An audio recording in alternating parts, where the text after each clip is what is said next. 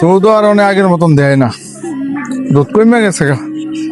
দুধ ভাত দিয়েছে কি ঘাড়া হয়েছে আল্লাহ দিলে, যে ঘাড়া দুধ কেন আজ যে দুধের মধ্যে আরো আজের পানি দুন যাব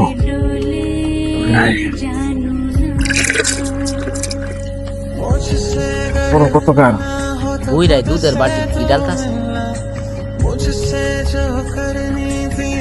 দাদা, দুধের মাঝে এটা কি ডালছো? আরে দাদা, আমরা গায়ের দুধ অনেক বাড়তে দুধ দেহ কি ভারী দুধ।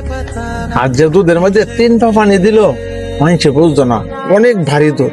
এই অনেক তো দুধও দেয় না, আর যে দুধ দেয় একটু পানি মিশাইছে 1 কেজি পরিমাণ করছে, অনেক বাজারে লিয়ে যাবো, মানুষে বুঝতো না অনেক ভারী দুধ। বাটফারি আর কত করবা? এক ঠেন তো কয় বড় গেছে গা, বাটফারি আলা সারো।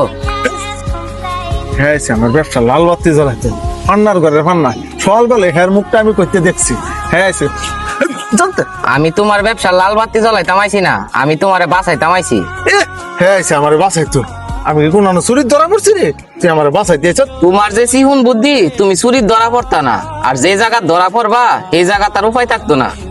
সময় থাকতে ভালো হয়ে যাও গা। পান্নার ঘরের পান্না, পান্নার ঘরের পান্নার হইলে কোনো কামে শান্তি নেই।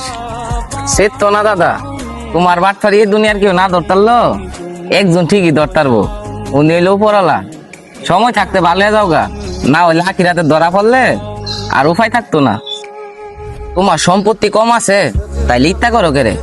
তুমি মরলে কবর কাফনে কাপড়টা ছাড়া আর কি যাইবো? একটু মরণের চিন্তা করো, ইত্যা ছাড়ো, ইত্যা বাদ দেও।